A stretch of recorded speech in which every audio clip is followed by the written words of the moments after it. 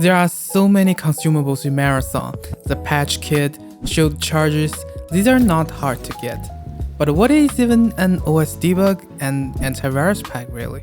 I'll uncover every single consumables in this game the simplest way possible. You are here for it, and let's get right into it. First of all, patch kit and shield charge are the two most important consumables you should look for and keep in your backpack.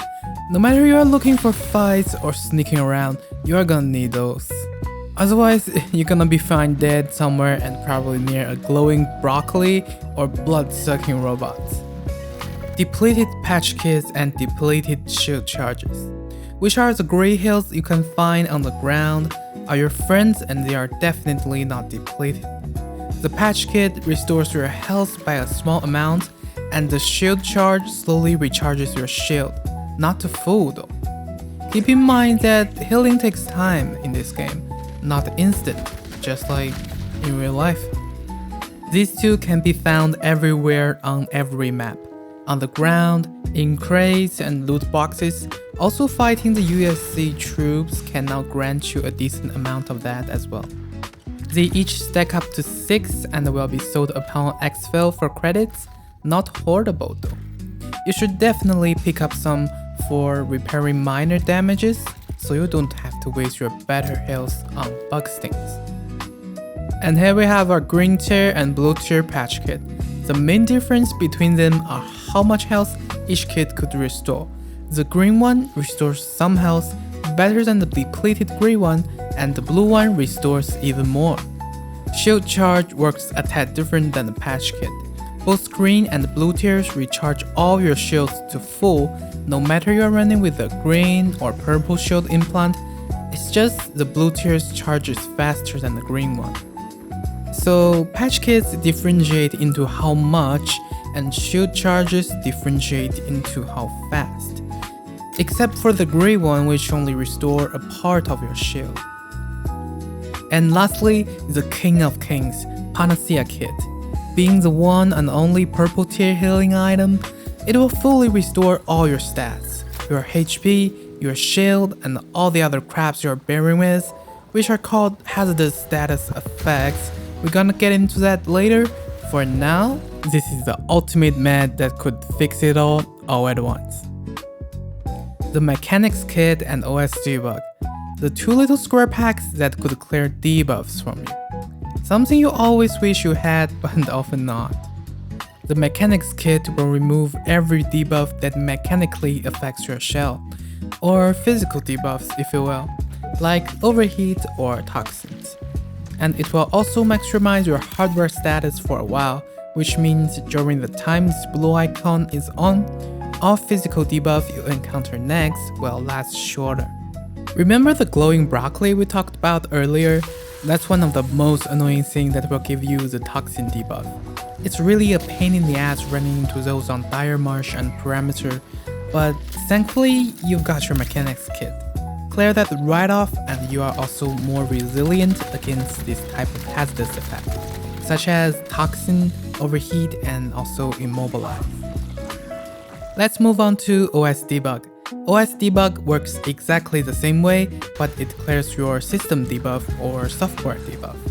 The only two types of software debuff this blue pack could clear are EMPs and hacks.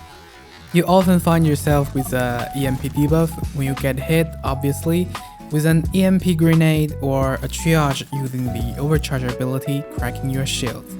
You'll get the hack debuff walking into a laser or getting stared at by the sea for too long as well.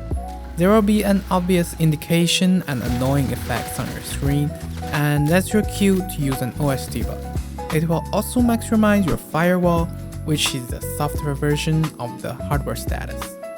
Both Mechanics Kit and OS Debug's advanced variant offer the same debuff cleanse while they maximize your hardware and software status for much longer duration.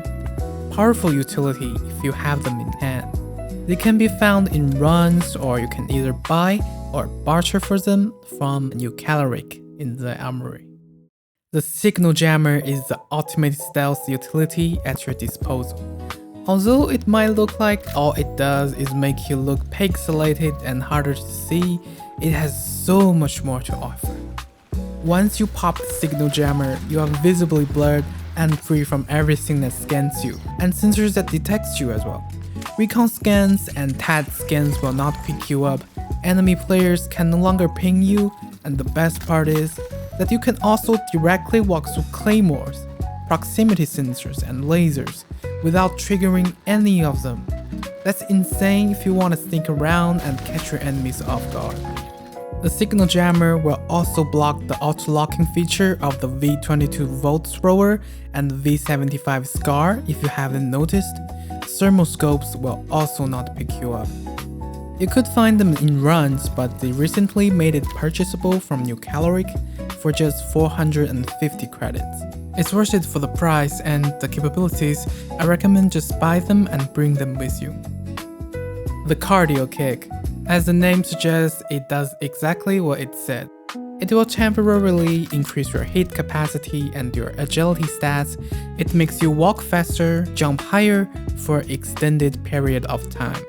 But take note that the cardio kick will not affect your sprinting speed. I didn't even know that until I actually tested it out myself. What it doesn't say on paper is that this little orange pack will also clear your overheat status.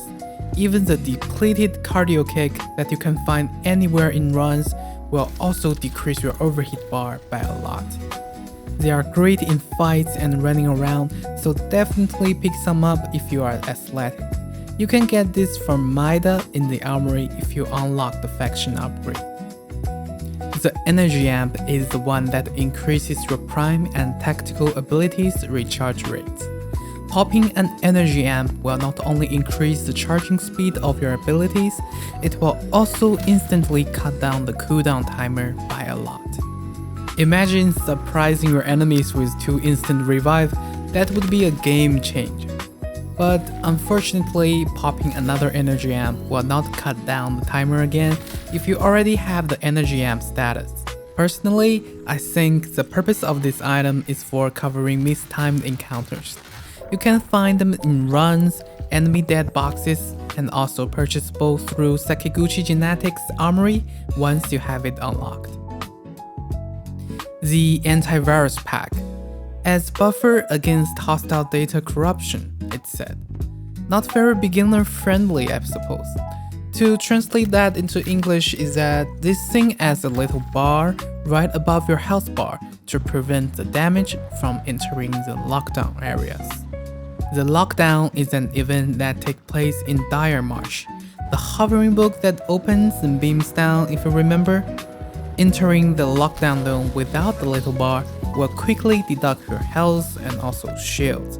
The antivirus bar will take all the damages for you until it breaks. Kinda like what the jammer pack do with the blue zone in PUBG if you tried it before. I've also heard rumors that the antivirus pack also protect you from the hit cascade in the map outpost.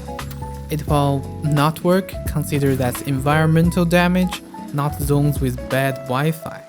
Knowing that your team might be venturing to the lockdown zone to get that premium loot, bring extra ones for teammates just in case they don't.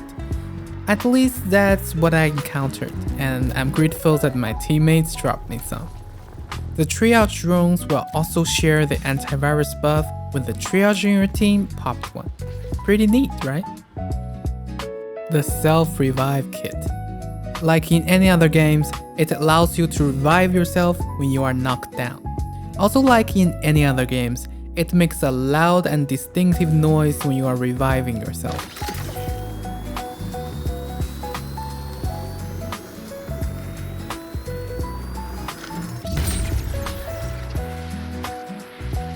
It will either help you getting back up or simply attract enemies' attention to come and finish you first, so use it accordingly. The self-revive speed will also be affected by your revive speed stats as well. Just keep that in mind. On the contrary, mercy kits are used for reviving enemy players. Nothing gets better than making friendly contacts with other players in this hostile, ruthless, blood-spilling Hunger game. It allows you to bring a downed enemy runner up, giving them a second chance or a second chance to murder you. So use it accordingly as well. Rooks now will actually spawn with a mercy kit on them, since it seems rooks are now the social specialists in this game, always successfully talking other runners and rooks into friendly mode. I myself had many these kind of fun encounters with other players before this thing came out. I'm just glad the devs listened and they did great. There you have it. Now go out there and have some fun with this stuff, or leave a like if you enjoyed the video.